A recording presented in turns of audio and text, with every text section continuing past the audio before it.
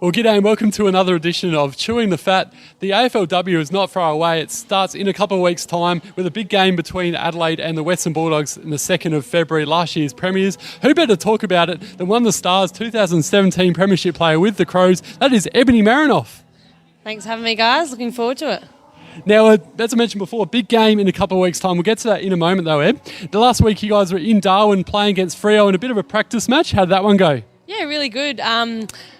We won, and we actually had never won a practice match, so that's a good start under Doc Clark. But different conditions up there. It was humid, hot, late at night, but really good to get the win.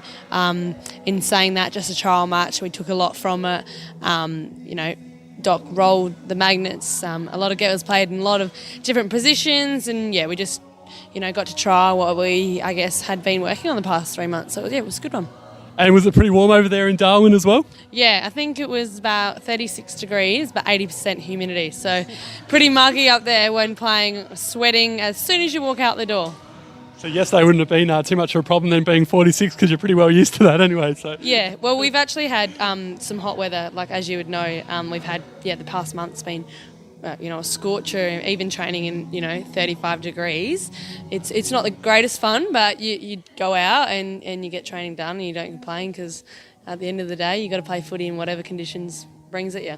Exactly, this time of year as well, summer, you've got to expect that, don't you? So Now tell us about your journey, Eb. We were talking before, you've always been an Adelaide girl, but have you always played footy or did you cross across from another sport? So I been playing footy since I was 5 years of age. I did play netball and was quite heavily involved in surf lifesaving as a teenager, but I always did play footy, so pretty cool that I guess I could strip all those other sports and be able to focus on footy, and then eventually end up in AFL club, and to be home and be at Adelaide and around the corner and beat this great footy club. It's been, I guess, a dream come true, but a dream that I would never thought would be able to come true in a way. But it's a great club, and it's a great footy club to be a part of, and obviously with the men's it's a great club, and it's definitely something you want to be a part of. Terrific. And you mentioned before Doc Clark, he is the new coach at the Crows this year. How do you find him so far in terms of the way his game plan is versus, say, like a Bet Goddard? We obviously get asked that question a little bit, but at the end of the day, a head coach is going to bring completely different ideas to the table.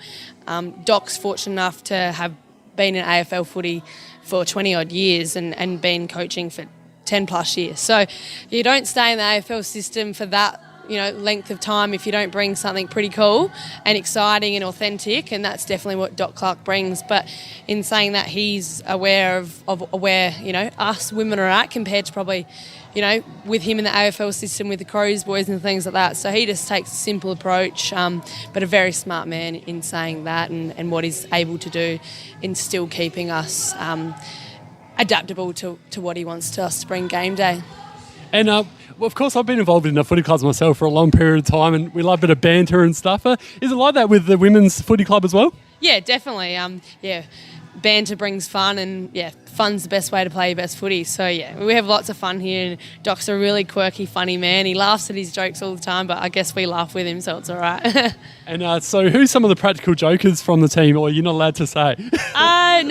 Eloise Jones is probably our big jokester, but she's probably the funniest. But we've got Justine Mules, she could probably be up there with EJ.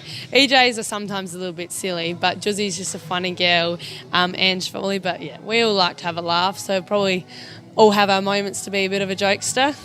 And you've got 10 new players to the side this year. How are they looking so far, and how